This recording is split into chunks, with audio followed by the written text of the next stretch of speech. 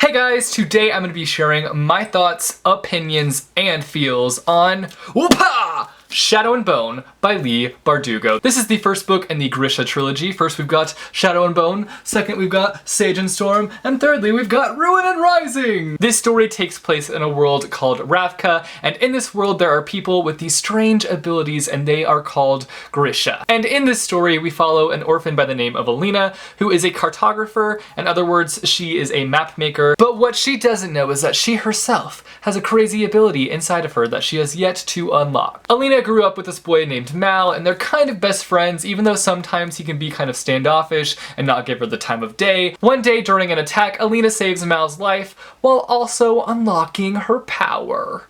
Wow, wow, wow. That's all I can really say without spoiling this book. I really enjoyed this book on an entertainment level. I thought it was really compelling and the world was really fascinating, but at the same time, I really feel like the world was very underdeveloped. It's a world that I really struggled to picture and I never really felt like it was fully explained to me. You're kind of just thrown into this world and expected to kind of just pick up on everything, which can be fine sometimes, but for this one, I just found it really confusing. The first 100 pages to me were just really confusing. Had the world been explained a little bit better, maybe those first 100 pages wouldn't have been very confusing and I would have kind of understood everything a little bit better, but I just really wish the world would have been explained a little bit more. I did love Leigh Bardugo's writing style though. She has this very rich and unique writing style. She does a great job of keeping the story moving and keeping the reader engaged. Something that pleasantly surprised me about this book was the pace of the book. This is not a fast-paced story, and I actually kind of appreciated that because a lot of young adult books are just so fast-paced sometimes that you're just like, whoa, can't keep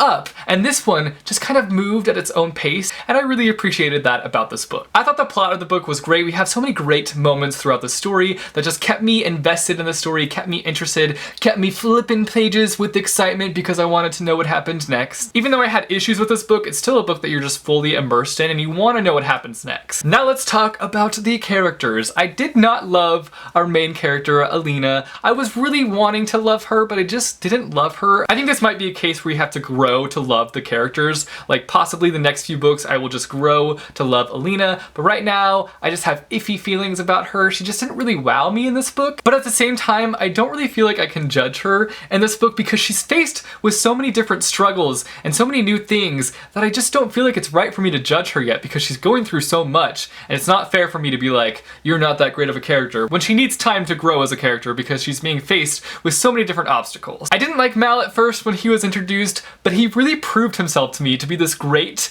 and caring character, and I really like his character, and I'm interested to see where he goes in the next few books. Jenya is my bae. I love Jenya so much. She's like the comic relief of this book, and I really hope that we get more of her in the next book, but I'm not sure if that's gonna be a thing. I really hope that there's more of her in the next book though because I love her.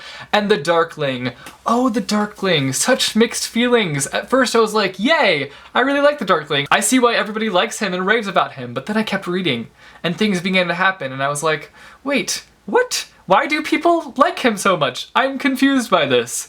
What is going on here? But I'm just guessing that maybe in the next few books more things will be revealed about him and kind of explain his character. He's probably just one of those complex characters that I just don't know that much about yet, and I just have to have things revealed about him to fully understand him. So I'll hang in there. Maybe I'll end up liking the Darkling, but right now I'm kind of like, but we'll see what happens with that character. So those are all my thoughts, opinions, and feels on Shadow and Bone by Leigh Bardugo. You guys should let me know down below if you have read this book, what you thought of it, and if you have not read this book, let me know down below if you are planning on picking it up. Thanks for watching, guys, and I will see you soon with a new video. Later. What just happened? This is the first book in the Aleena saves Mal's life. Leigh Bardugo's writing style.